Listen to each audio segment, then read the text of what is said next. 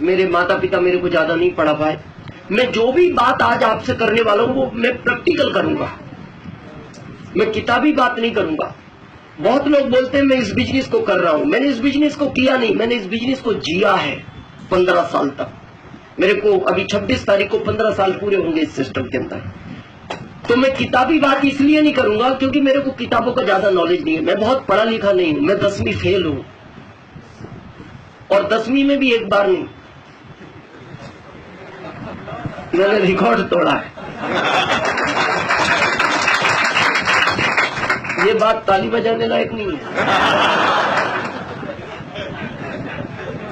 ये तो आप मेरे से पूछो क्या तकलीफ हुई होगी उस समय, या मेरे फादर से पूछो। लेकिन मैं ये बात आपको इसलिए कहना चाहता हूं, अगर आपकी एजुकेशन बहुत ज्यादा नहीं है तो आप टेंशन फ्री रहें। इस दुनिया का इतिहास है, भारत का नहीं। जितने भी लोग कम पढ़े लिखे हैं इस दुनिया में वो अमीर हैं। पता है, आपने सोचा ऐसा क्यों हुआ? पढ़े लिखे व्यक्ति को ईगो बहुत होता है, बहुत ईगो होता है। उससे जब भी बात करो वो यही बोलता है ये सब मैं जानता हूं, मेरे को कुछ बताने की जरूरत नहीं है। आप बताने जाओ पढ़े लिखे व्यक्ति को आरसीएम का प्लान, वो बता के बस 17 साल से जानता। चक्कर यह है वो जानता ही है, पहचानता नहीं। पहचानता होता तो इसके अंदर होता। और वो पता है जानता क्यों है? पढ़ा लिखा है, ईगो बहुत है। जिंदगी में हमेशा सीखना चाहिए। जब तक सीखते रहोगे आपकी प्रोग्रेस होगी। जिस दिन आपको लगेगा मैं सब कुछ जानता हूं, उस दिन आपकी लाइफ खत्म होना शुरू हो जाएगी। मैं 15 साल का स्टूडेंट हूं, मैं कभी नहीं बोलता मैं आरसीएम सीख चुका हूं और आपको सिखाने आया हूं। मैं सिखाने नहीं आया, मैं आपसे बातचीत ट्रांसफर करने आया हूं। मैं अभी सीख ही रहा हूं। जो लोग ये बोलते हैं मैं सब जानता हूं, उनके बारे में कहा जाता है वो कुछ नहीं जानते। परफेक्शन इज द पैरालिसिस, उनको दिमाग का लकवा लग गया। मैं बताऊं जो सब जानता है उसका क्या हाल होता है? करूं थोड़ा क्लियर। एक आदमी था, भागलपुर जैसी बहुत बड़ी सिटी थी, वहां का वो मेन व्यक्ति था, और वो पता सबको क्या बोलता था? मेरे से कुछ भी पूछो मैं सब जानता हूं, हर चीज का जवाब दे सकता हूं। वो बहुत सारी भीड़ इकट्ठी हो गई। उन्होंने कहा सेठ जी, आदमी अगर टीचर है तो उसको वकालत का ज्ञान नहीं हो सकता, वकील है तो उसको टीचर का ज्ञान नहीं हो सकता, टीचर है तो उसको डॉक्टरी का ज्ञान नहीं हो सकता, डॉक्टर है तो उसको इंजीनियर का ज्ञान नहीं हो सकता। लेकिन उसने कहा नहीं, मेरे को सब ज्ञान है, मैं सब जानता हूं, जो पूछो बताऊंगा। तो एक आदमी ने कहा अगर नहीं बता पाए तो पता वो क्या बोलता है? मैं 50,000 इनाम दूंगा उसको अगर मैं जिसका जवाब नहीं दे पाया। तो लोगों को क्या लगा, पूछ तो लो, कभी अटक जाए सेठ जी तो 50,000 इनाम तो मिलेगा।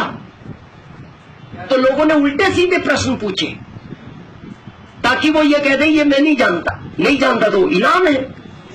तो वो हर बात पे पता क्या बोलते थे? ये तो मैं जानता हूं। लास्ट में एक आरसीएम का डिस्ट्रीब्यूटर पहुंचा, उसने हाथ खड़ा किया। आरसीएम डिस्ट्रीब्यूटर का मतलब ये नहीं वो उस समय आरसीएम करता था। आरसीएम का डिस्ट्रीब्यूटर ये जानता है एक जिंदगी में सब नहीं सीखा जाता। उसने हाथ खड़ा किया, सेठ जी मेरे भी 4 प्रश्न है, उत्तर मिलेगा? सेठ जी ने कहा सबका दिया है, तुम्हारा भी देंगे। बोले नहीं दिया उत्तर? बोले 50,000 इनाम देंगे, जनता के सामने वादा है। तो उसने कहा मेरा पहला प्रश्न ये है सेठ जी, आज के 20 साल पहले तुम्हारे दादाजी का देहांत हुआ, तुम जानते हो? हाँ, मेरे दादाजी का देहांत हुआ, मैं नहीं जानूंगा, कौन जानेगा? जानता हूं। सेकंड, उस समय तुम्हारे पिताजी ने 200 ब्राह्मणों को भोजन कराया, तुम जानते हो? हाँ, ये भी मैं जानता हूं। उस समय तुम्हारे पिताजी ने 1 लाख रुपया खर्च किया, जबकि तुम्हारे पिताजी की स्थिति 1 लाख खर्च करने की नहीं थी, फिर भी किया, जानते हो? हाँ, ये भी मैं जानता हूं। लास्ट, उस समय तुम्हारे पिताजी ने मेरे से 50,000 रुपए उधार लिए थे, तुम जानते हो?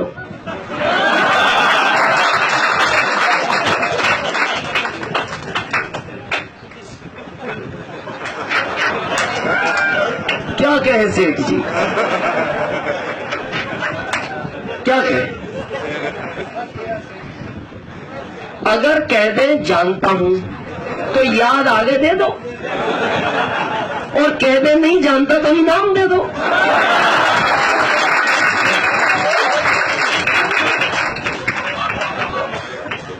ये हालत होती है उसकी जो सब जानता है। और मेरे को पूरा विश्वास है कि हम सब सीखने आए हैं। तैयार हैं आप? जिसने भी आपको बुलाया है उसने एक नाम बताया होगा आपको आरसीएम बिजनेस का। बहुत सारे यहाँ सीनियर हैं, बहुत सारे लोग कुछ समय से आरसीएम को कर रहे हैं। मैं आज आपको थोड़ा सा माइंडली फ्री करने आया हूं। अब आपको आरसीएम को ज्यादा टेंशन लेने की जरूरत नहीं है। अब आपको ये चिंता करने की जरूरत नहीं आरसीएम चलेगा या नहीं चलेगा, हमारा क्या होगा या बिजनेस हमारा कैसे बढ़ेगा, लोग हमारे साथ आएंगे या नहीं आएंगे। मैं एक चीज आज आपको क्लियर कर दूं, जितने भी यहाँ सीनियर लोग हैं या डिस्ट्रीब्यूटर हैं, जिसको भारत में रहना है उसको आरसीएम में आना पड़ेगा। जिसको भारत में रहना है उसको आरसीएम में आना ही पड़ेगा। पता है क्यों? कुछ लोग ये भी कहेंगे आपसे, कुछ भी कर लो मैं नहीं आऊंगा। उनको भी आना पड़ेगा। क्यों आना पड़ेगा? 2016 के पहले तक चॉइस थी, आओ या नहीं आओ। 2016 के बाद ये चॉइस खत्म हो गई। क्यों? क्योंकि 2016 9 सितंबर को मोदी सरकार ने इसको कानून में ले लिया। और जो चीज सरकार के कानून में आ जाती है उसको करना फिर इच्छा नहीं होता, मजबूरी होता है। हेलमेट पहनते हो आप लोग? ये गाइडलाइन में है, सरकार के कानून में है, लेकिन फिर भी आज सब लोग हेलमेट नहीं पहनते। आप देखना, आज भी समझदार आदमी हेलमेट नहीं पहनता। समझदार समझते हो? मतलब जिसको गलियों का ज्ञान होता है, गली का गया। जिसको ये पता है इस गली से निकलने के बाद ट्रैफिक पुलिस वाला नहीं मिलता, वो आज भी हेलमेट नहीं, वो समझदार आदमी है। जैसे अगर भागलपुर की बात करें तो यहां शायद 50% लोग पहनते होंगे, 50 नहीं पहनते। लेकिन आप पटना चले जाओ, 70 पहनते हैं, 30 नहीं पहनते, क्योंकि वहां गवर्नमेंट स्ट्रिक्ट है। आप वेस्ट बंगाल कलकत्ता चले जाओ, वहां 80 पहनते, 20 नहीं पहनते। आप दिल्ली चले जाओ, वहां और स्ट्रिक्ट है, वहां 90 पहनते, 10 नहीं पहनते। लेकिन अगर आप बॉम्बे चले जाओ, वहां 100% पहनना पड़ता है। पता वहां क्यों पहनना पड़ता है? वहां सरकार ने गलियों पर भी कैमरे लगा रखे हैं, गलियों पर भी कैमरे हैं। तो आप समझदार बन के निकल तो सकते हैं, लेकिन 5 दिन बाद आपके घर एक लेटर आता है और उस पर पता है क्या लिखा हुआ आता है? गली से निकलने के 500 रुपए जमा कर जाएं। भाई ये आगे, शुक्ला जी प्लीज, नहीं आगे नहीं प्लीज, अब आगे नहीं। आप टाइम तो देखो सर, क्या नहीं आप टाइम पे नहीं आए फिर आगे आ रहे हैं। प्लीज कोऑपरेट करें। अब अरे पीछे रहिए। मैं एक प्लीज आप सब प्लीज कोऑपरेट करें। आप मैं एक चीज बीच में बात आ गई सर को देख के, तो मैं थोड़ा क्लियर कर दूं एक पिक्चर और। जीवन में अगर सक्सेस होना है तो टाइम का बहुत ध्यान रखना। अमीर वो ही आदमी बनता है जो टाइम के प्रति सीरियस है। नहीं तो मैं लिखित में दे सकता हूं, आप जिंदगी में कितनी भी मेहनत कर लेना, अगर आप टाइम के प्रति सीरियस नहीं है तो आप कभी अमीर नहीं बन पाओगे, कभी नहीं बन पाओगे। और मैं उदाहरण दे सकता हूं भारत का ही। देखो 4 महानगर है भारत में, दिल्ली, बॉम्बे, कलकत्ता, मद्रास। चारों में पैसे वाला कौन सा है? बॉम्बे। क्यों है बॉम्बे? जबकि दिल्ली तो उससे कई गुना बड़ा है, दिल्ली में जनसंख्या उससे कई गुना ज्यादा है। बॉम्बे ही पैसे वाला क्यों है? बॉम्बे में आदमी टाइम के प्रति सीरियस है। बॉम्बे की स्थिति पता है आपको क्या है? बॉम्बे में आदमी को टाइम बताने का टाइम नहीं है। हमें लगता है इंसानियत के नाते बताना चाहिए, वो आदमी नहीं जानता, वो कहता है इंसानियत कैसी, टाइम इंपॉर्टेंट। अगर आप बॉम्बे में किसी को टाइम पूछोगे ना, बॉम्बे का आदमी टाइम नहीं बताएगा, और बताएगा तो भागते भागते बताएगा। यहां पूछोगे ना, वहां जाके बोलता है। 12:30 बजने वाला है। अपने यहां पूछो, ये वापस आके बताता है।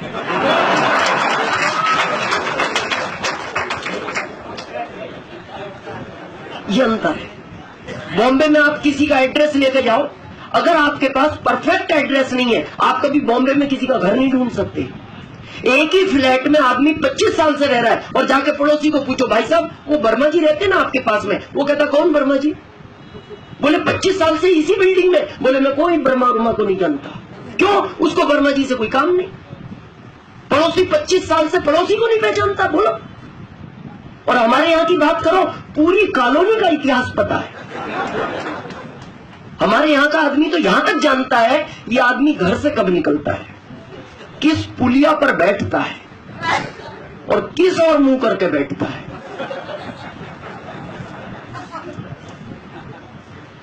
बहुत इंपॉर्टेंट है। और मैं आगे बात करूंगा इस सिस्टम में।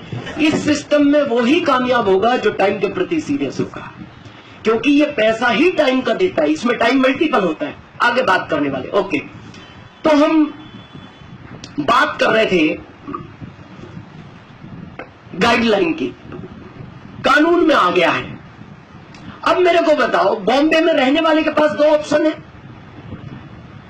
या तो हेलमेट पहनना शुरू करे या बॉम्बे छोड़ दे। तीसरा कोई ऑप्शन नहीं। क्या ये स्ट्रिक्ट टाइपिंग पूरे देश में नहीं आएगी? आएगी। पटना में लगने शुरू हो गए, वेस्ट बंगाल कलकत्ता में लगने शुरू हो गए, एमपी इंदौर में लगने शुरू हो गए, गुजरात सूरत में लगने शुरू हो गए। हो सकता है आपके भागलपुर में 15 साल बाद लगे। लगेंगे तो सही। क्या होगा फिर ऑप्शन? या तो हेलमेट पहनना शुरू करो या भागलपुर छोड़ दो। अब जब ये चीज कानून में आ गई 9 सितंबर को, तो हो सकता है, मैं मानता हूं भारत के बच्चे को समझने में इसको हो सकता है 20 साल लगे, 25 साल लगे, 30 साल लगे। लेकिन 30 साल बाद क्या होगा? एक ही ऑप्शन है, या तो आ जाओ या भारत छोड़ दो। तो वो घर वालों से पूछेगा, दोनों ऑप्शन है, क्या करना चाहिए? घर वाले कहेंगे भारत छोड़ के जाएगा भी कहां, इससे इसी में आ जाना। आना तो पड़ेगा।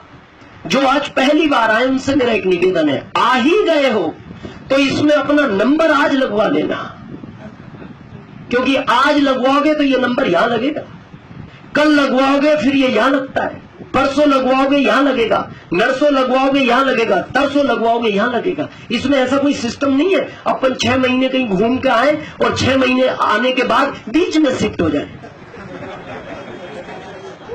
ये सीनियर जानते हैं, जब से हम सरकार के अंडर आए हैं ना, नाम में करेक्शन नहीं करने देती गवर्नमेंट। जब आप फॉर्म फिलअप करते हो ऊपर एक रेड लाइन फ्लिप करती रहती है, नो करेक्शन, सोच समझ के इंटर करें। आप ओरिजिनल डॉक्यूमेंट भी लेके जाओ ना सरकार के पास, सर मेरा एक नाम में स्पेलिंग गलत हो गया, बोले हो गया तो हो गया, अब कुछ नहीं होगा। अब बताओ, जो सरकार नाम करेक्शन नहीं करने देती वो आपको बीच में ले आएगी। आज आओगे तो यहां हो, कल यहां, परसों यहां, नरसों यहां, तरसों यहां, और बरसों बाद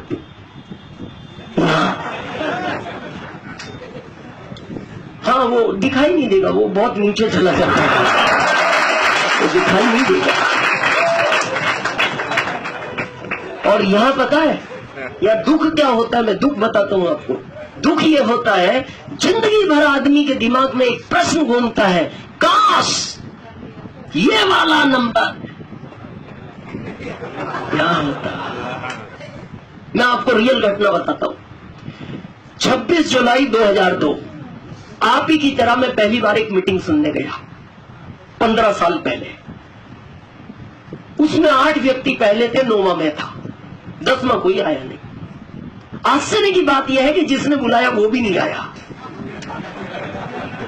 और उससे भी बड़ा आश्चर्य इस बात का है वो आज तक नहीं आया। बहुत लोग एक बात बोलते हैं, सर मेरा अपलाइन साथ नहीं दे रहा, मेरा अपलाइन हेल्प नहीं कर रहा। बगैर अपलाइन के भी स्टार रूबी बना जा सकता है, बना जा सकता है। अब जब मैं उस हॉल में घुसा तो उस समय मैं सेमी गवर्नमेंट एमपी कृषि उपज मंडी में काम करता था, 2075 रुपए में मेरी सैलरी हुआ करती थी। उस समय मेरे 3 अधिकारी, मेरे जो बॉस थे, वो उस मीटिंग में पहले से बैठे थे। तो मैं एकदम डर गया। मैंने कहा यार बॉस लोग बैठे, अपने को नहीं बैठना चाहिए। अब टिकट तो ले लिया था, तो मैंने सोचा पीछे बैठ जाओ, अगर मुड़ के कोई सा बॉस देखेगा बाहर निकलेंगे। लेकिन जैसे मैं इंटर हुआ, बॉस ने तुरंत मुड़ के देख लिया। कैसे आए हो दिनेश? सर जैसे आप आए हो। किसने बुलाया है? सर वो तो आएंगे। मैंने कहा सर आप बैठो, मैं जा रहा हूं। नहीं नहीं बैठ, तू भी बैठ, बैठ सुन ले, जब आया है तो सुन ले। अब जब मीटिंग शुरू हुई, ध्यान से सुनना, जब मीटिंग शुरू हुई 1 घंटे बाद वो तीनों लोग उठ के चले गए। क्यों उठ के चले गए? पढ़े लिखे थे, दिमाग ज्यादा था, चले गए। मैं बैठा रहा। मीटिंग एंड होने के बाद मैंने उसी समय 1 घंटे बाद आरसीएम को ज्वाइन कर लिया, जबकि मेरी सैलरी 2075 और ज्वाइन करने के लिए उस समय चाहिए थे 1480। स्थिति नहीं थी, फिर भी किया मैंने, इधर उधर जुगाड़ करके तुरंत 1 घंटे में ज्वाइन किया। अगले दिन जब मैं जॉब पे गया तो वो मेरे तीनों बॉस बोलते हैं, उसमें जो मेन बॉस था उसकी सैलरी उस समय 7000 हुआ करती, जो मेन था। तो मेरे को वो मेन बॉस बोलता है, दिनेश रात में कब आए? मैंने कहा सर मीटिंग एंड होने के बाद। पूरी मीटिंग सुनी? हाँ। मैंने कहा सर आप तो 1 घंटे बाद आ गए। बोले कुछ नहीं। मैंने कहा सर एंड ही तो अच्छा था, वो आपने देखा नहीं? एंड वाला जो सीन था वही कीमती था। बोले क्या कीमती था? मैंने कहा इतना कीमती था मैं रात को ही ज्वाइन हो गया। बोले बहुत जल्दी की? मैंने कहा हाँ सर, वो लास्ट का जो मेरे को पॉइंट लगा वो इतना पावरफुल था, मैंने उसी समय जुगाड़ करके ज्वाइनिंग दे दी। फिर पता वो मेरे को क्या बोलते हैं? मैंने कहा सर आपका क्या विचार है? उनका, अब उनकी कहानी सुनना, क्या बोलते हैं, दिनेश ये पढ़े लिखे लोगों का काम नहीं है, इसको अच्छे लोग नहीं करते, ये बेवकूफ लोगों का काम है, और जो कम पढ़े लिखे लोग होते हैं वो ऐसा काम करते हैं, लेकिन तूने सही डिसीजन लिया है। समझे आप? इनडायरेक्टली उनको जो मेरी बेइज्जती करनी थी वो लास्ट लाइन में कर दी। क्या बोले? ये पढ़े लिखे लोगों का काम नहीं है, ये अच्छे लोगों का काम नहीं है, ये बेवकूफ लोगों का काम है, पर तूने सही डिसीजन लिया है। कि मतलब उसमें तू सबसे पहले शामिल होता है। 3 साल पहले तीनों ज्वाइन हुए हैं। 3 साल पहले तीनों ज्वाइन हुए। एक का रॉयल्टी हुआ मार्च में, एक का लीडरशिप हुआ, एक का वाइटल निकला, और वाइटल मेन बॉस का निकला क्योंकि वो सबसे आखिरी में आया है। कुछ दिन पहले की कहानी है, उन्होंने मेरे को फोन किया, दिनेश कहाँ हो? मैंने कहा सर मैं दिल्ली एयरपोर्ट में हूँ। कहाँ जा रहे हो? मैंने कहा सर मैं रतलाम आ रहा हूँ। कब तक आ जाओगे? मैंने कहा सर 3 घंटे में। कोई विशेष? बोले नहीं, इसके फ्यूचर के लिए बात प्लानिंग करना था।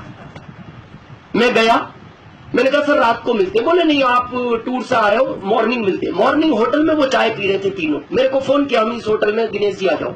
मैं जब वहां पहुंचता हूं, उन्होंने एक चाय और ऑर्डर किया। आप विश्वास नहीं करोगे, जो मेन बॉस था ना, बात करते करते उसकी आंख में आंसू झलक आए। तो मेरे को लगा घर में कोई ट्रेजेडी होगी। तो मैंने कहा सर क्या हुआ? मेरे लायक कुछ काम? बोले नहीं तुम्हारे लायक कुछ। सर कुछ हो तो बताओ। बोले दिनेश इसमें तुम कुछ नहीं कर सकते। मैंने कहा सर फिर भी कुछ तो। बोले इसमें तुम कुछ नहीं कर सकते। मैंने कहा सर फिर भी क्या हुआ? बोले दिनेश बस एक ही बात का दुख है, काश ये वाला नंबर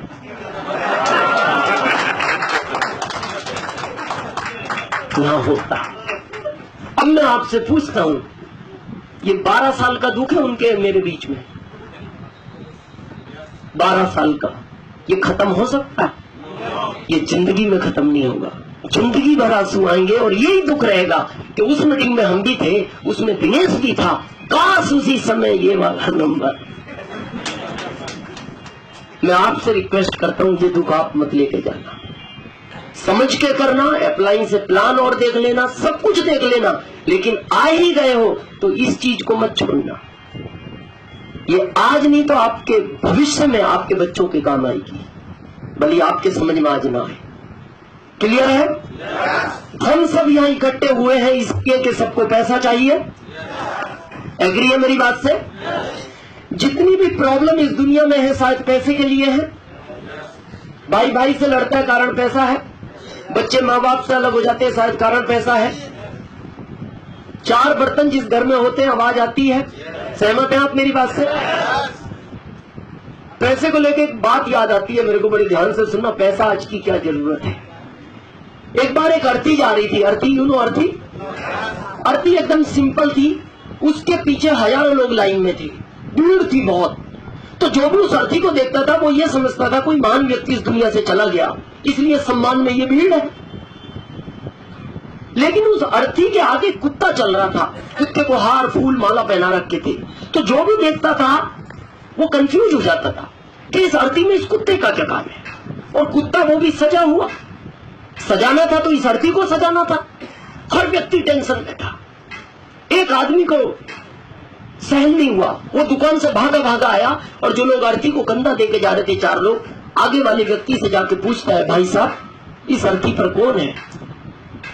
उसने कहा मेरी पत्नी है। बोले ये कुत्ता किसका है? बोले कुत्ता मेरा है। बोले आपने कुत्ते को इतने हार क्यों पहनाए हैं? बोले मेरी पत्नी इसी के काटने से मरी है। उसका तो दिमाग खराब हो गया। उसने कहा अजीब आदमी हो, पत्नी को कुत्ते ने काट लिया, पत्नी मर गई और तुमने कुत्ते को सजा दिया। उसने कहा आप पहले मेरी बात तो सुनो, मैं एक बहुत गरीब परिवार का लड़का हूँ। मेरी माँ ने लोगों के घरों में बर्तन साफ किए, कपड़े साफ किए, पोछा लगाया, मेरे को पढ़ाया, और मैं इकलौता लड़का हूँ मेरे माँ बाप का। मेरे को बड़ा किया, डिग्रियां दिलाई, और भारत सरकार ने मेरे को नौकरी नहीं दी।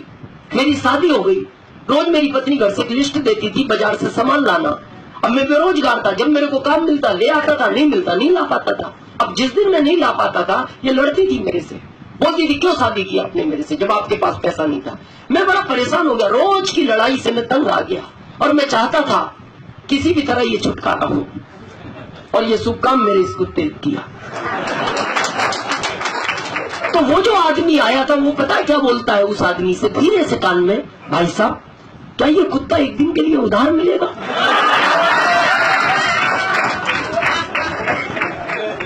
क्यों मांग रहा था? शायद वो भी परेशान था, कम था या ज्यादा था, लेकिन परेशान तो था। जैसे उसने धीरे से उसके कान में कहा क्या ये कुत्ता एक दिन के लिए उधार मिलेगा, तो कुत्ते का मालिक बोलता लाइन में लग जाए, ये 1000 भी इसीलिए आ रहे हैं।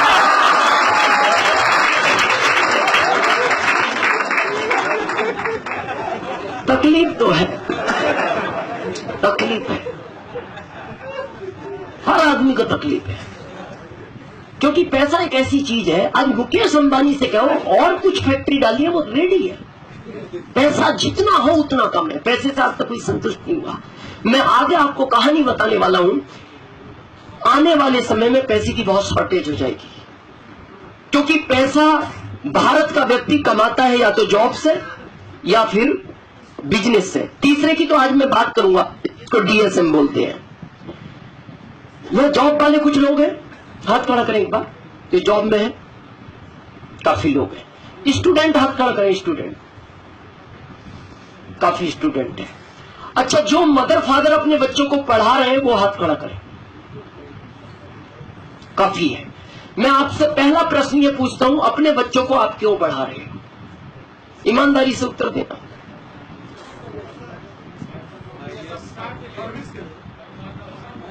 पैसा पढ़ा के कमाने के लिए तो पढ़ाई नहीं चाहिए, धीरू भाई अंबानी पढ़े लिखे नहीं थे। मैं रियल बताऊं, आप जॉब के लिए पढ़ा रहे हो।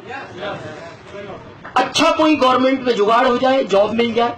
मैं आपको ये बताने वाला हूं, आप बहुत गलत फहमी में जी रहे हो। 2025 के बाद भारत में जॉब नहीं है, जॉब ही नहीं है।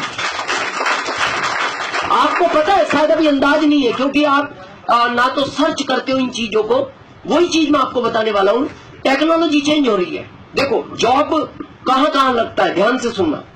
जॉब टीचिंग में लगता है, जॉब बैंक में लगता है, जॉब पुलिस में लगता है, जॉब रेलवे में लगता है, जॉब आर्मी में लगता है। अब मैं टीचर की बात करता हूं। अभी तक टीचर में यह था किसी भी समय जाओ, साइन कराओ, जितना पढ़ाओ पढ़ा दो। सरकार को यह लगा ये टीचर सीरियस नहीं है। अब सरकार ने बड़े कॉलेज में एलईडी लगा दिए, अब उसमें टीचर की एंट्री नहीं है। बच्चे आएंगे, टाइम से एलईडी चलेगा, उसमें से ही सामने वाला एलईडी से प्रश्न उत्तर करेगा बच्चों से। अब उनको आदमी चाहिए ही नहीं, और वो टाइम पे पढ़ाएगा, टाइम पे छोड़ेगा। यानी आने वाले समय में सरकार को टीचर नहीं चाहिए। सेकंड आता है पुलिस। पुलिस क्यों रखती है सरकार? चौराहे पे खड़ा होकर ध्यान रखे कोई गाड़ी ना निकल जाए, कोई गलत आदमी ना निकल जाए, कुछ गलत काम ना हो जाए। अब ये चौराहे पे खड़ा तंबाकू मल रहा है, गाड़ी निकल गई। बाद में सरकार को पता लगा गाड़ी तो इसी रूट से निकली थी। वो कहता है सर मैं अटेंशन खड़ा था। बोले तुम खड़े थे गाड़ी निकली कैसे? सरकार को लग गया ये आदमी सीरियस नहीं है। आने वाले समय में सरकार हर कोने पे कैमरे लगाएगी। उसे पता है इससे सीरियस आदमी कोई नहीं है, रात में भी जागता है, चींटी नहीं निकल सकती इसकी निगाह से बच कर। अब आने वाले समय में सरकार को पुलिस नहीं चाहिए। कोई गलत एक्टिविटी करेगा कैमरा पकड़ेगा, सीधी उसको सजा होगी। अब तीसरा लगता है बैंक में। बैंक में क्यों चाहिए आदमी सरकार को? एक पैसा देने वाला, एक जमा करने वाला। तो आप देखना जो बैंक में देने वाला पैसा होता है, तो कई बार कैशियर बरसात में नोट चिपके होने की वजह से कई बार एक ज्यादा भी दे देता था। कुछ लोगों के साथ हुआ होगा, जैसे देने थे 80 दे दिए 81। फिर वो फोन करता है सर वो 500 का एक नोट ज्यादा चला गया सर, वो शाम को जब सिल्लक मिलाई ना। इसका मतलब सरकार को पता लग गया आदमी सीरियस नहीं है, ये नोट ज्यादा दे देता। एटीएम दिया, एटीएम ने कभी आपको एक नोट ज्यादा दिया? देखो कितना सीरियस आदमी है। बरसात में भी चिपका हुआ ज्यादा नहीं देता, उसको डाउट होता वहीं रोक लेता है, एरर दिखा देता है, बोले बाद में मैं शांति से गिन के दूंगा। है सीरियस। और फिर वो जो बैंक में पैसा देता है ना, वो मैनेजर को 5 बजे घड़ी दिखा देता है, सर मेरा टाइम हो गया। एटीएम बोलता है सर मैं रात के 2 बजे भी बाहर खड़ा हूं, आप कभी भी आपका आदमी भेजो, मैं 24 घंटे सेवा में हूं और सैलरी भी नहीं लूंगा। आपने एक बार मेरे पे इतना खर्च किया है, वो बहुत बड़ा एहसान है आपका मेरे ऊपर। अब रहा कौन? लेने वाला। अब बैंक के लेने वाला एटीएम भी बाहर ला रही है। उस एटीएम में एसबीआई, पंजाब नेशनल, सारी बैंकें लाएंगी। गवर्नमेंट ने पास कर दिया प्रोजेक्ट, सब बैंक के बाहर एटीएम लगाएंगी जिसमें पैसा जमा करोगे, रात में जाओ। अब रहा चेक का, चेक वाले एटीएम भी बैंक ला रही है, चेक भी बाहर लगेंगे, वहीं से स्क्रीन करेगी, वहीं कुछ गलती होगी वो बोल देगा कंप्यूटर इसमें करेक्शन करो, उसके बाद वहीं से आप जिस बैंक में ट्रांसफर करना उस बैंक में ट्रांसफर कर दो। अब बैंक में आदमी नहीं चाहिए सरकार को। अब बचा क्या? रेलवे। रेलवे में क्यों चाहिए आदमी? ट्रेन चलाने वाला, गार्ड, टीटी, टिकट देने वाला, टिकट लेने वाला, टिकट चेक करने वाला। मैं अभी दिल्ली से आ रहा हूं, हमारा जो ये यूनिक इनवर्ट का ऑफिस है ये सेक्टर 11 द्वारिका में है, तो मैंने कार्ड बनवा रखा है हमारे रेलवे का। अभी दिल्ली में बगैर ड्राइवर की ट्रेन चालू कर दी सरकार ने। उसमें ना ड्राइवर है, ना गार्ड है, ना टीटी है, ना टिकट देने वाला है, ना लेने वाला है, कोई नहीं है, सब कंप्यूटराइज है। उसमें सिस्टम पता कैसा? एक गेट है, इस गेट पे इस कार्ड को दिखाओगे और वो स्क्रीन करेगा तो गेट खुलेगा, आप अंदर जा सकते हो, ट्रेन में बैठ ही नहीं सकते। उसके बाद वो कंप्यूटराइज है, आके रुकेगी 5 मिनट, सारे गेट खुलेंगे, आप अंदर हो गए, कंप्यूटर देख लेगा बाहर कोई नहीं है, गेट बंद होंगे, चल पड़ेगी, अगले स्टॉपेज पर रुकी। अब आगे जब उतरोगे तो फिर एक गेट निकल लेगा, कार्ड दिखाओगे, फिर उतना पैसा कट जाएगा, आप बाहर इंटर हो सकते हो। अब उसमें गार्ड टीटी कुछ नहीं। तो भारत का आदमी क्या सोचता है? जुगाड़ू है ना, बोले इसमें कोई चेक करने वाला नहीं है, अपन 2-4 स्टेशन ज्यादा घूम के आएंगे। तो अब आपको जाना था 11, उतरे 13, 13 पे जैसी कार्ड दिखाओगे तो पता अंदर कंप्यूटर में से क्या आ जाएगी। आपको उतरना तो 11 पे था, गलती से 13 पे आ गए, इसलिए 11 की जगह 33 रुपए कट गए। धन्यवाद।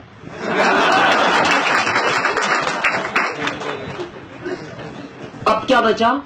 आर्मी, सेना। अभी सरकार ने रॉबर्ट के लिए ऑर्डर कर दिया देशों को।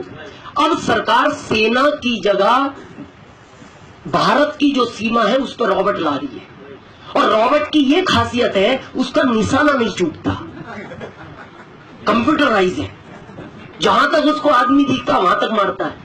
और दूसरी खासियत यह है उसको कोई मारे उसको फर्क नहीं पड़ता। अब मैं आपसे जो लास्ट प्रश्न पूछ रहा हूं वो ये पूछ रहा हूं, आप अपने बच्चों को पढ़ा क्यों रहे हो?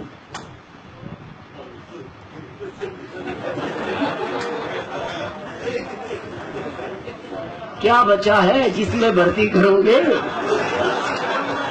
अच्छा, मैं ये नहीं कहूंगा कि कलेक्टर भी रोबोट बनेगा। नहीं, आप बैठे, बाद में कर सकते हैं, बैठे प्लीज प्लीज। मैं ये नहीं कहूंगा कि कलेक्टर भी रोबोट बनेगा। कलेक्टर रहेगा, वह आदमी रहेगा, लेकिन फिर क्या होगा कि जहां अभी भारत सरकार को 1 लाख बच्चों में 1000 चाहिए, फिर वह सरकार को एक बच्चा चाहिए, 1000 नहीं चाहिए। पूरा टेक्नोलॉजी चेंज हो रही है। जैसा सर का मैं जवाब दे देता हूं, वो कह रहे हैं मैं बताऊं, नॉलेज के लिए पढ़ाना चाहिए, लेकिन नॉलेज पैसा नहीं देता। आप पढ़ा के वो घर बैठा है, पैसे आएंगे क्या? जॉब करेगा तो पैसे आएंगे, जॉब करेगा तो पैसे आएंगे, जॉब है नहीं सरकार के पास। अब प्रश्न क्या उठता है, सेकंड ऑप्शन है बिजनेस। बिजनेस में पैसा है, इसमें कोई डाउट नहीं है, लेकिन बिजनेस का नियम पता है क्या है? पैसा लगाओ पैसा कमाओ। आपको क्या लगता है भारत में पैसा लगा के पैसा कमाना आसान है? आपको सुन के आश्चर्य होगा, जो लोग पढ़े लिखे ये सर्च करते हैं ऑनलाइन, जितना कंपटीशन पूरी दुनिया के देशों में, उससे ज्यादा अकेले भारत के बिजनेस में कंपटीशन है। भारत का आदमी कमाने की बजाय दूसरे को गिराने में लगा है। 10 रुपए की चीज 9 में बेचने को तैयार है, क्यों? पड़ोसी की दुकान खत्म हो जाए, इतना कंपटीशन है। और भारत का आदमी पता है सीना चौड़ा करके घूम रहा है, कुछ नहीं होगा, बिजनेस कर लेंगे। बिजनेस कर लोगे, विजय माल्या से मिलो, माइंड नहीं था उसके पास। किंग फिशर जो फ्लाइट है ना, मैंने उसमें सैकड़ों बार सफर किया। सबसे महंगी फ्लाइट हुआ करती थी भारत की, जिसको अभी इंडिगो ने खरीद लिया। और वाइन का पूरी दुनिया में व्यापार करता है, वो शराब बेचने का राजा है दुनिया का। क्या कम दिमाग का आदमी था? लेकिन कंपटीशन में मारा गया वो आदमी।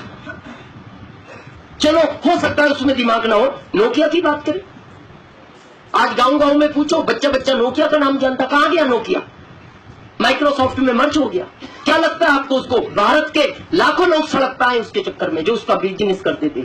और वो गए नोकिया के पास, सर हमारा क्या होगा? नोकिया बोलता मेरे को मेरा पता नहीं लग रहा अभी क्या होगा, तुम मेरे पास मुंह उठा के चले आए, हमारा क्या होगा? चलो हो सकता है नोकिया से गलती होगी। HMT घड़ी, या बड़े बुजुर्ग जानते हैं, पहले किसी को दहेज में HMT घड़ी मिलती थी ना, समाज में एक मैसेज जाता था, किसी बड़े घर में शादी हुई है, अभी लेके पछता रहा होगा। बोले इससे टाइटल दे देते, बेइज्जती तो नहीं होती।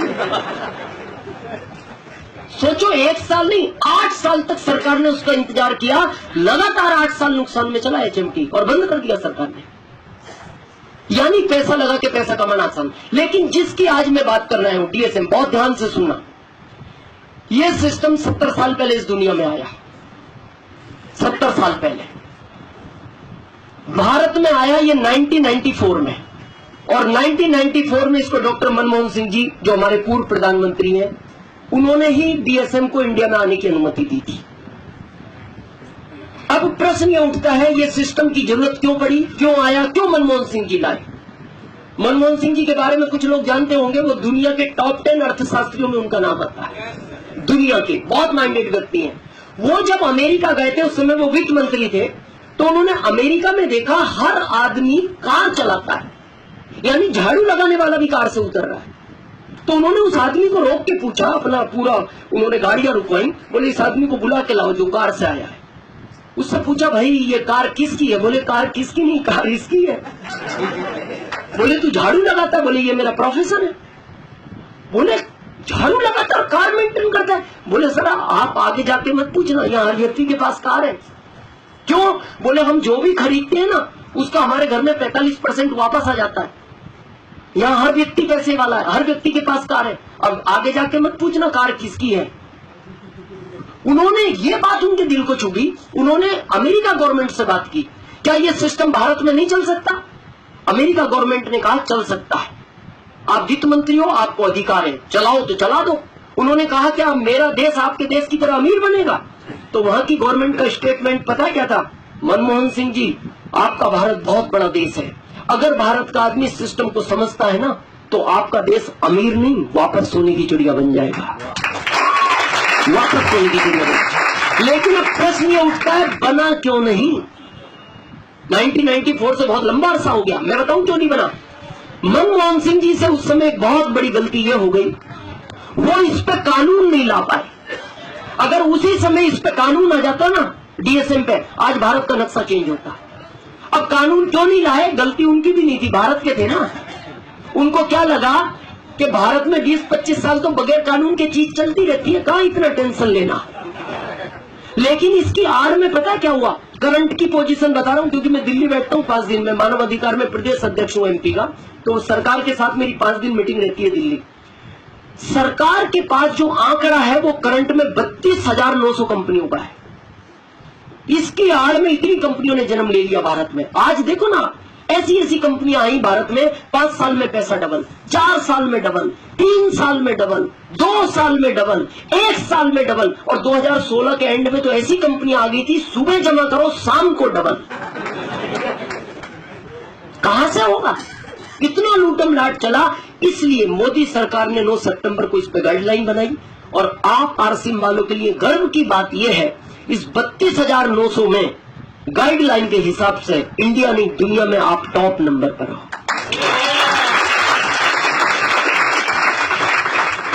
अब डीएसएम में क्यों इतना पैसा है, थोड़ा क्लियर करें। यह सिस्टम मल्टीपल है। आप यहां टाइम डाल के भी पैसा नहीं कमा सकते। 24 घंटा है ना आपके पास, 12 घंटे जॉब करोगे 12 घंटे का पैसा आएगा, 12 घंटे दुकान खोलोगे 12 घंटे का पैसा आएगा, 12 घंटे खेती करोगे 12 घंटे का पैसा आएगा। क्यों? इन सिस्टम में पता क्या होता है, 1 + 1 2,